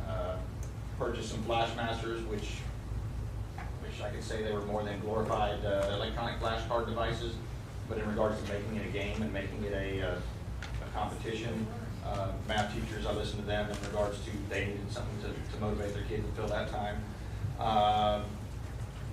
The Tier 3 intervention, reading intervention, Ms. Cronk, she's left for the evening, but oh my goodness, I could spend an hour talking about how much I needed that, how much the students needed that, how much the teachers needed that, and the great job that she is doing. It's always a challenge to implement a new program, and she has taken it. And one of the comments on my words about Ms. Cronk is she's the type of individual that says, what do you need to do? I have a staff that I can ask them to do anything, but she comes to me and says, what else can I do? What else can I do? And that is something that I'm sure all these principals and just about anybody in any kind of leadership role is appreciative when people step up by asking you versus being asked. Last but not least, one of my own personal goals and part of, it wasn't, there was no agenda behind it other than to say thank you, but to continue to build those school community relationships so we can tap into those, I'm going to say resources, resources in regards to computers from Cable One to a retired teacher donating her time to help kids. There's not a dollar amount on that, but I could put a dollar amount on it if I needed to. Any questions? Thank you.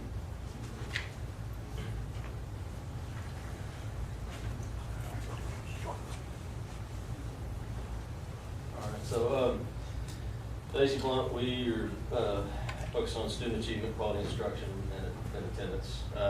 Student achievement, ways we're approaching that. Teachers identified, in particular with the 6th and 7th graders, is they need to be directed toward a focus on ownership of their instruction or their education. So we developed student planners that we purchased. It's teacher created, we purchased, but allows students to track their progress, log classroom assignments, develop academic, social, and career goals. And we use that during our advisory time. We've had advisory every Thursday, so every Thursday so far this 6 weeks, except for the prep rally, we had the goal setting day, or 30 minutes of goal setting activities, and then we've done some team leadership also. We'll start working on college and career investigations in the next couple of weeks. We provide targeted instruction during regularly scheduled intervention classes for math and reading. For reading, we had 2 intervention classes for each grade level. They were built into the schedule. They go every day. We have in 6th and 8th grade, we have 1 math class. In 7th grade, we have 2 math classes.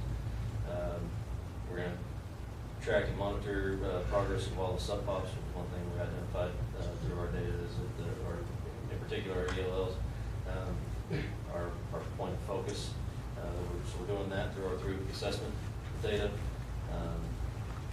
We also have reading intervention. We have 1 reading intervention class for our and language acquisition for our ELLs that's built into the master schedule they go to every day.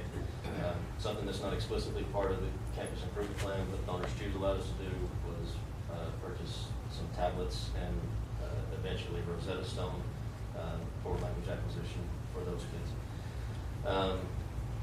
As far as quality instruction, we have curriculum alignment and formative assessment data talks during our department meetings. That's our 3-week assessments. We're taking that information and having a conversation so we can direct our instruction to those points.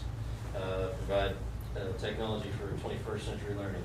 Hurricane kind of wiped us out on our technology, so we're being real mindful about what we're putting back into the classroom so that it's not just a computer to have a computer, but it's directed to what students are know how to use.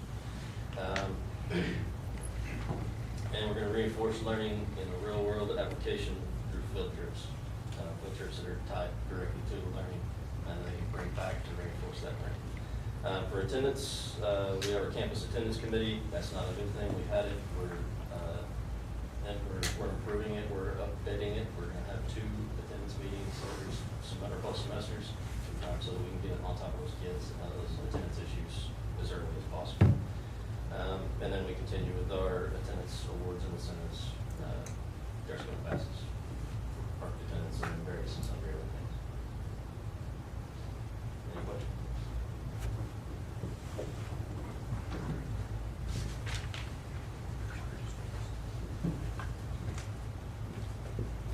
All right, at the high school, again, we continued on with many of the plans and things that were in place last year. We added to that. We focused on demographics, student achievement, and curriculum, instruction, and assessment.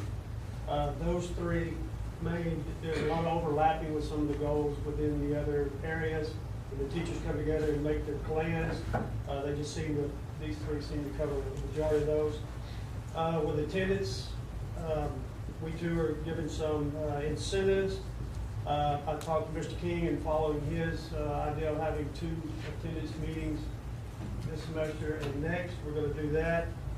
I still firmly believe that the quality education and instruction going on in the classroom and the kid being there with 8 hours a day of nurturing, caring adults is an incentive, and they will show up if the intent and purpose behind them being there is shown by the teachers, which it is. Each year we've shown a little bit of an increase as we've gone. We're up to 466 enrollment at the high school. Through September, we were almost at 94%, and so far in October, we're close to 94%, which for us has been pretty good. We're still reaching for that 97 as a district, but we're taking these increments as we get them, so we're pretty pleased with that. Again, we've taken in from our advisory committee and the safety factor by adopting SRP. I think we've already started going over drilling and practicing and discussing the SRP, so they should have a feeling of safety and security being at school, which should help them also as far as attendance. Student achievement, a lot of instruction and curriculum with our teach resource and our lesson planning. Today, part of our PD day was having some time for our core classes. We actually all classes met as groups, as common core areas and departments. And part of their planning was paying attention to some group activities that they could be implementing and talking about and having some feedback from each other on that. So we're getting the most we can out of that. Our PLCs with our formative assessments. This week we'll be turning those in. They'll come in and they talk about those, what's going on in the classroom, the assessments they give, their students, where they are. We're raising the bar. I've heard a couple of them mention that we're looking at meets and masters now, and we're doing everything we can to make sure that they reach those level of achievement in the classrooms. Targeted instruction in our STAR remediation, we've come a long way as far as getting some of those numbers down in our remediation classes, and it's an ongoing fight and battle and all those words, but we're doing it, and we learn how to do it better each year that we have those classes in place. We are a new objective we have this year is establish a peer tutoring, getting some of our NHS students or top students to meet at least once a week, and then as it gets closer to these 3-week assessments in 6 weeks, that they offer up their time in the library to do some tutoring, peer tutoring. Our college and career growth center has come miles and miles over the last 3 years. We had a FAFSA, not a FAFSA night, we had a college night just a few days ago. We had about 28 parents show up for that. We're having a FAFSA night this coming Wednesday night. We're doing PSAT on Wednesday, and he's got Mr. Shulman, and we have a college and career committee that we've established that's their purpose. That's what they meet, they talk about, what can we do. We've started the TSI. We offer it like 3 times a year. We're going to try to go for at least 4 times a year where we take the students to take the TSI, and those numbers showing our dual credit. We had approximately 32 sections of dual credit last year. This year we have 72. So that number's going up, and we're really pleased with that. Curriculum instruction, again, we're using Teach Resource, which all of our teachers use and use for planning. The formative assessments come along, helps us checkpoints along the way. We use Fundamental 5, again, those are 5 solid teaching practices that all the teachers use. It's not a program that tells you how to do this or how to do that. It's just 5 solid teaching practices that we look for when we go in the classroom. Professional development, we had one of the ones the teachers asked for was Grade Chem, which we did earlier in the year, where we utilized more reports where they use that for the grading of the 3-week assessments and take those reports to get the data that we're looking for. Then, of course, technology. We probably overwhelmed Jason this year with Donors Choose. A lot of the teachers, they went for iPads and Fire, Kindles, and Chromebooks and everything else, and he was smiling when he was talking to us, but I don't know what he was saying when he left us. But we got a lot of these things in place, and the teachers are making use of them. Any questions?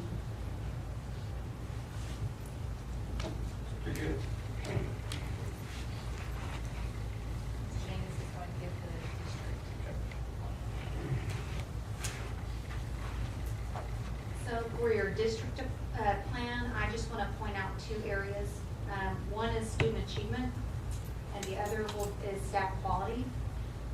For student achievement, you've heard many of the principals already talking about the formative assessments, the 3-week assessments, and the PLCs. So we've had some 3-week assessments in the district in the past, but it hasn't been district-wide. So this year, that was an initiative that we decided that we would all do, is do the 3-week assessments and do them at the same time, so that we have those common assessments across, so we can vertically align our systems, so that we can see how our students are performing. So that is in our plan under student achievement. Also, without the PLCs, the formative assessments really don't do much. And so I'm really proud of what the principals have done and making time for those PLCs, because it's not easy to fit all of that into your schedule, especially when they're pulled in so many different directions. So with a PLC, basically what you're doing is you're looking at 4 questions. What do we expect our students to learn? And so those are our TEKS, our student expectations there. How will we know they are learning? That's where our formative assessments are coming in, those 3-week assessments. It's telling us how the students are doing on those student expectations. And then third, how will we respond when they're not learning? And all of these principals have already talked about different systems for interventions and interventionists that have been hired to help them address these issues. And how will we respond if they already know it? And so that's a piece that probably we need to build a little bit more on this year. But we do have differentiation going on, so a lot of our teachers are already doing those things. When the students already know it, they have their students working on things to extend their learning. So those PLCs we feel like are key to this working. The teachers are talking about student work. They're doing an item analysis on the test, seeing what the students missed and why they missed it and how they can address it in the future. Second thing that I want to talk about is staff quality. On the staff quality, one of the goals that we had was to improve our mentoring program. We've done some work on that in the last couple of years, and we keep building on that, so I wanted to talk a little bit about that. We did have training for the mentors and the mentees. We do have a handbook that we've developed for the mentoring program. The mentors and the mentees meet monthly, at least, with each other. They meet more than that, but we document their monthly meetings. And they have a checklist of items that they go through and talk about. And we do mentors for not only our brand new teachers, but any teacher that's new to the district. And one of the goals with that is we want them to share with us their knowledge that they come with, and we want to share with them our knowledge. And so we're building that capacity through this mentoring program in our classrooms, and it's working really well. One piece of it is also they observe each other's classrooms, and the principals have agreed to give them time to allow them to do this, and they're learning a lot. I get their feedback sheets monthly to see what's going on, and I see a lot of great feedback from the teachers as they're going through this process. Another piece that we added this year to support brand new teachers is we have an instructional coach that's coming in. Sometimes brand new teachers are uncomfortable with sharing, any parts that they don't, with their administrator, maybe they don't know something, or with me, they may not want to share that. So this instructional coach we are bringing in to work with those brand new teachers, and she's kind of like a teacher 911 system. So she's been here to meet with them twice. She introduced herself the first time and just talked about some goals. This time they did some planning together, and she just gives them all kinds of ideas and strategies that they can use in their classroom. And then I say the 911 because she's also, we contracted her to sort of be like on call. So they can call her or text her or email her or FaceTime her anytime they want, and she will get back with them and talk through some of the issues that they may be having or some of the ideas even that they have. So those are really the two areas I wanted to point out in our district improvement plan that were a focus for us this year. Any questions? No, it's great information. Okay. Thank you. Oh, this is to you for your consideration for approval. You need to act upon this. There's it not written that way? Was it?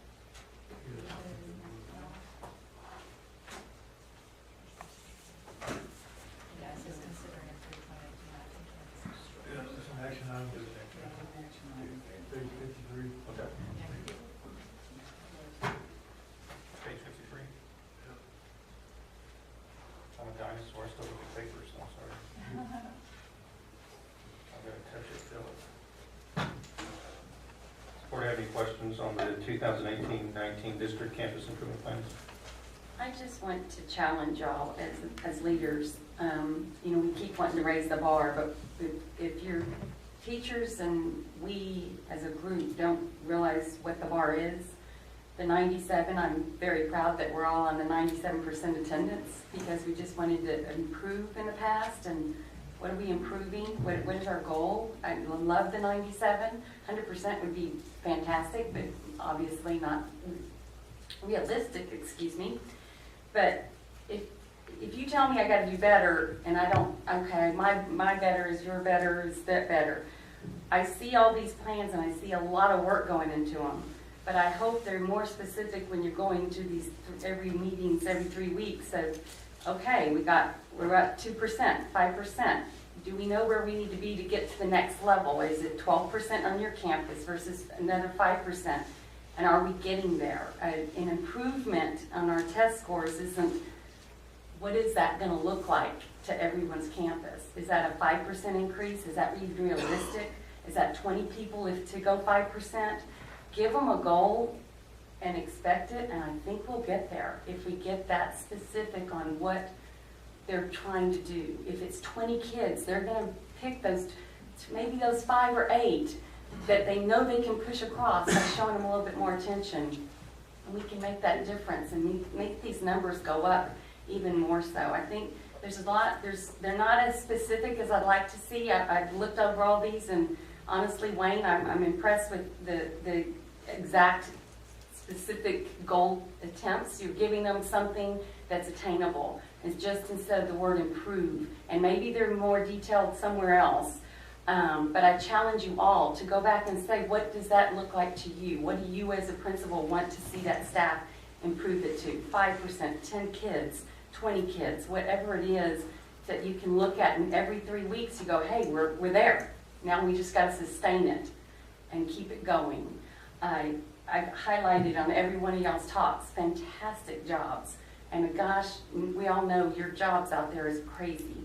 So keep the morale going, keep it encouraging. The kids feel it, and it becomes a pulse in the community. And just get I would like to see it be that little bit more specific on what exactly those improvements look like in a number form. But again, great work. I know y'all, this takes a lot of time, and it's going to take that much more time to keep it updating every 3 weeks. But thank you all very much. Any other comments? I just want to echo what Bill said. You know, when I looked at this, I was looking for some type of number that I could look at and say, like your attendance is 97%. But, you know, like your reading scores, what are we looking for, you know, percentage was, you know, we're not going to, you know, we don't want 100% is attainable, but it's unrealistic for your teachers to look at that. But, you know, or like your math scores, or the 8th grade math scores or something like that, you know, what, you know, set a percentage that you want us to increase to what we had last year, set a number, you know, a percentage number that we're going to try to achieve this year, so we know what we're going to try to do, so when we know to meet that goal, so then next year we'll increase the bar up a little bit higher, and eventually we're just doing that. And I don't really see that in any of the plans, other than the only thing we have to measure is the attendance rate at 97%. I don't see the other things that we're concerned about, like test scores and math and reading those scores. You know, if we have some type of percentage there, we can look at, and we know, are we doing, you know, along the way, are we getting there, you know, and are they attainable, you know, now, so. Any other comments? Do I have a motion to approve the 2018-19 district campus improvement plans? I make a motion. Motion by Mr. Molinak, second by Ms. Branch. All in favor, please say aye. Aye. Any opposed? Motion carries. Next item on the agenda is to consider approve the Key Burger Target Improvement Plan. Ms. Cook. Ms. Dominguez is going to lead out on this one also. Okay, under federal accountability, Key Burger Elementary was identified as a comprehensive support school. What that means is they look at that domain 3, which is the Closing the Gaps domain on STAR. And they look at how students perform in schools in those areas. Now, Key Burger made some great gains last year in reading and math. I don't know if you remember us talking about that. They had 20 to 30 point percentages increasing in the approaches grade level. So those teachers and students did great especially after the year that they had in making those gains. So that was a pleasant surprise for us. But under federal accountability, we're tasked with something a little more challenging here. And Key Burger, because they are one grade level campus that's tested, their campus is a little unique in the state. There's not very many campuses that end at 3rd grade in the state, or that only have one grade level that's tested that count towards that accountability system. So when we started digging into this, what we found was that most elementaries are scored in this domain on 4 areas, but because Key Burger doesn't have very many students tested, and because it's the first year that they test, 2 of those areas they are not scored on. So their total score relies on the 2 hardest indicators. And so one of the ones that helps a lot of schools out is that growth indicator. So how they do from one grade level to the next. Key Burger doesn't have that because that's the first time they're tested is in 3rd grade. Another area that they could have gotten points in would have been their ELL, English Language Learners, but they didn't have enough students to count because it was only one grade level that was tested. So they were counted in 2 areas, which was student achievement and school performance, and both of those have one thing that's in common, and that's students reaching that meets level of performance. And so as we were meeting and talking about this, one of the things that rose up in the data as we had our data meeting, because we had to have a data analysis meeting with the campus leadership team, was that we needed more students to meet that meets level of performance, which is that college level indicator at 3rd grade. And so you will see on this improvement plan that that's reflected there, that we're focusing on that meets level of performance for this campus. Now, had these students been at Charlie Marshall, then it was a 3, 4, 5 campus, we wouldn't be doing this because those numbers would have been included with Charlie Marshall students and they would have been fine. But that's just how the accountability system is working right now. And so we felt it was, try to put in a positive spin. It's our golden opportunity to do some really neat things on this campus. And so I've been getting to know his teachers even more so through all of this process. And we've come up, I think, with a nice plan that fits into some things that we're already working on, but just making it a little bit better. And so it's all about continuous improvement anyway, and so that's the attitude we're working with. So you can see our problem statement and our root cause that we had to develop that together as a team. This whole plan we developed together as a team. But our main strategy for the reading and the math and addressing those targets is going to be that the leadership team is going to meet prior to the PLC meetings. They're going to dig into that data first and deeper, and they're going to be the team that's going to lead out in this improvement process with their PLCs. So not only will the principal be in the PLCs and working with them, but the team leader will also be working with these PLCs. And so they're going to know the process a little deeper, know the data a little deeper, and they're going to help their team understand and work through the data and the plan. So that's the first couple of strategies that you see. The third strategy has to do with hitting that master's level So we even set a goal at let's also work on that master's level of performance. And so we're gonna look at high yield strategies for engagement and rigor. And we already had some of our training on that today, building some background for our teachers. We're gonna be doing some instructional rounds, so some walkthroughs in the classroom, and teachers giving each other feedback on these strategies once they're trained in all of them. So this is our plan we've developed with feedback from that campus leadership team and Mr. Mansfield. And this 70% of the students, is that the third graders from last year? Yes. Or is that testing That the second tested last year. grade? They're in fourth grade this year. So they met in reading. They met. There was 70. I think it was 73% met that approaches level, which is technically passing, but the meets level is considered really grade level performance, and so we didn't have enough students meeting that meets level. Only 30% met the meets level. Wow. So to put that perspective, the state average was, The state average was it's, yeah, it's not that high either. Yeah, it's not, because it's, with the progression of implementation of this test, it's, we're all progressing to go to those very high levels. So, yeah, so when you look at 30% is needs, we already think 70, 80, 90 is successful. With this new testing, with us moving that direction, the state level was, I don't even think it was in the 40s, was it? I don't remember. Yeah, but we can show you that. But yeah, You said it's a little. they're normally graded by 4 or evaluated by 4 areas, and since our school is not developed that way or structured that way, do we get zeros for those other 2 areas, You or? don't really get a zero, but you just don't get any credit for that. So the way it's weighted is very different.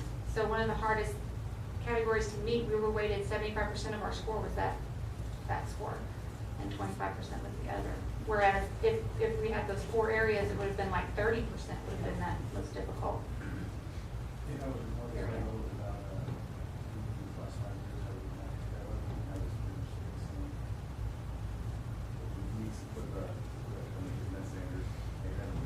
Right, and before with our federal system safeguards, under the old accountability system, they looked more at that approaches level, rather than looking at the meets level. So this is a little higher. But why is that, because of the age, or why aren't we expecting them to do a meets level? It's a process that we've been working, like Ms. Cook was talking about, that we've been working towards. The test is a lot more rigorous than it used to be. So TAX was we got there faster as a state, and even I believe as a district you guys did. STAR is much more difficult, and so it's taking a little longer to get us there, so they extended the time for us to get there. So meeting that meets level is challenging, but we know that we have work to do, and we can get more of our students there, and so that's why we set our goals where they are. You notice that they're at 37% for all, 37% for Hispanic. We set them there for this year, and then next year we'll raise them again to try to incrementally get there, because it is challenging. This is what the state has done to us now several times. They move that bar, they push it up here, our kids are here, and then, we start getting in that crunch time, and educators are fantastic, and students are, we'll get them there, but it doesn't happen overnight. We can't jump them, we can't bring them from here to this level, in just a few years. You have to, because it's a progress, and we're talking, some of these are third graders, they're babies that we're putting in, testing, it's their foundational years, and they bounce that bar up so high. We're gonna get them there, but we don't always, and it's not just Aransas Pass, school districts across the state that are having to, you've got to start changing the way what's happening in the classrooms. We talk about rigor, what does rigor look like? It's a big mindset change. So we're not trying to make any excuses, we're just trying to paint the full picture for you, that it's a constant, we're always chasing the moving bar, moving the state, you said the state level was like 40% or something like that.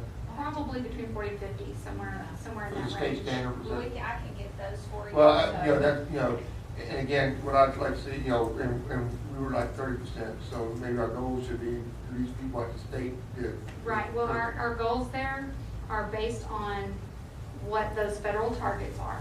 And so the goal that we have under annual goal number 1 and annual goal number 2, those are based on those federal targets. So we really investigated, looked at what those federal targets were for this indicator. What is the consequences if we don't meet these goals? Right now, it's just continuing to go through this process.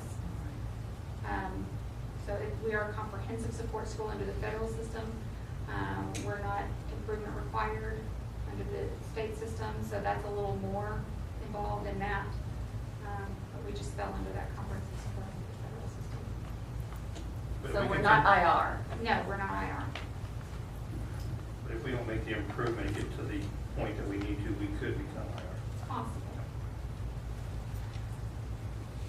You have a clashing of two systems too, Right. because you've got federal and a state, and so they don't always mesh. And that's what's happening in the fact that logistically, we took a hit because of our third graders not being housed with our fourth and fifth students and not having credit, like other campuses that have third, fourth, and fifth together, we were at a disadvantage. And there's, you know, and we brought that to the commissioner's attention that, you know, how is that fair that just because of the logistics of where you place those students on a campus? Is that something we need to consider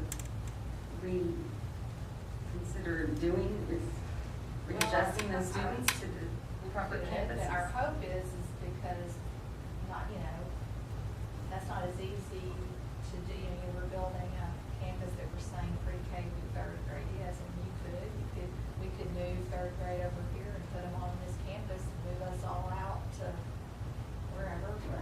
You know, but if there's a lot that comes with that because if you're revamping the campuses, so financially, that causes a hardship on the districts, and that's what we're sharing with the commissioner, is that you created a system that logistics is hindering the district. So it's easier for the state to adjust their the way they come at the accountability than it is for us to move hundreds of students and do all that comes with that. But yes, that's we've had that conversation. Well, what could we do to? Well, I know the teachers and fourth graders, we've had some concerns years ago about them not being able to speak to the third grade teachers before they transition in, and that if they're losing that. And then the kids come in to the Charlie Marshall, different mindset, and they don't have that continuity connection with the teachers from down there. And that's been brought up many times before. And there's a lot of validity to that. Maybe a discussion for the Yeah, future. thank y'all. Thank you. And this is been brought to me for information. If there are any other questions, do I have a motion to approve the target improvement plan for Keyberger Elementary as presented by administration? Motion by Mr. Director, second by Ms. Branch. Second by Ms. Branch. All in favor, please say aye. Aye. Any opposed? Motion carries. And item number 12 is to consider approve an MOU with the Aransas Pass Police Department. As you know, we met with the police chief and finalized the last two provisions that we were discussing. And y'all had this conversation with us, so at this point, it's just a matter of approving this for the school year unless you have some questions. Are there any questions? If there are no questions, I have a motion to approve the MOU with the Aransas Pass Police Department as presented. Make a motion to approve the MOU as presented. I have a motion by Mr. Mullinack and a second by Mr. Rector. All in favor, please say aye. Aye. Any opposed? Motion carries.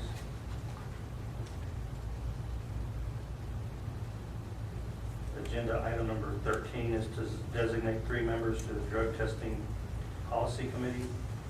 And just for some background information, we had a conversation at our last board meeting about the drug testing policy.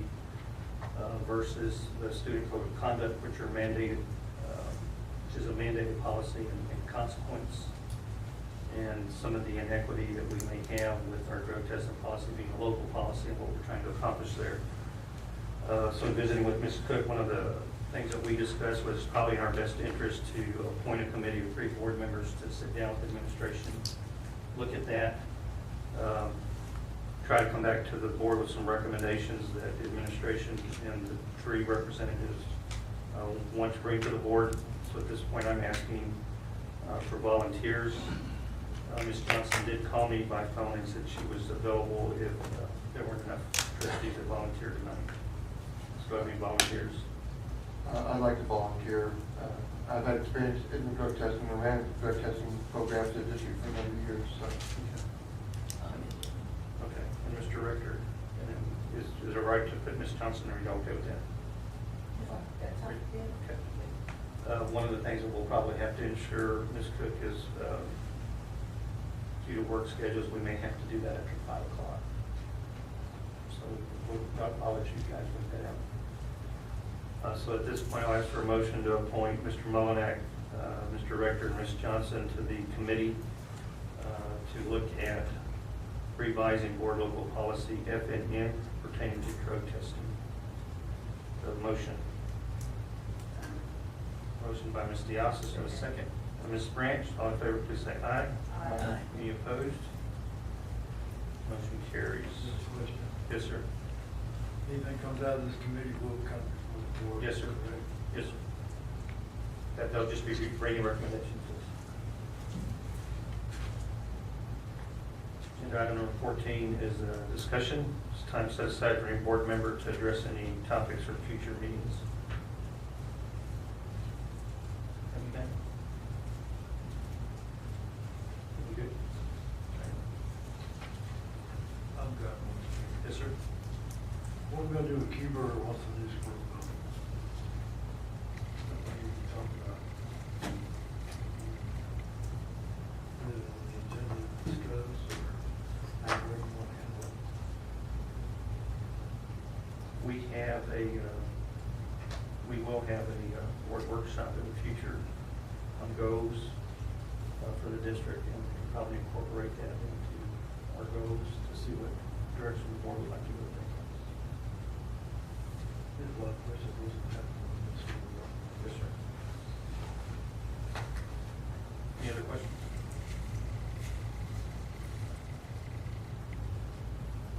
Agenda item number 15 is to convene an executive session as authorized by the Texas Open Meetings Act, Texas Government Code 551.001, concerning any and all purposes permitted by the Act, Section 551072, to deliberate the purchase, exchange, lease, or value of real property, Section 551074, discussing personnel or your complaints against personnel, i.e. resignations, employment, or grievances. Time is now 9:04, and we'll convene executive session. The board is reconvened in open session to act on any items requiring action. Do I have a motion to approve the resignation as presented by administration? So moved. Second. A motion by Mr. Rector, a second by Ms. Branch. All in favor, please say aye. Aye. Any opposed? Motion carries. There being no other action before the board, this meeting is adjourned. Thank you for your hard work. Thank you very much.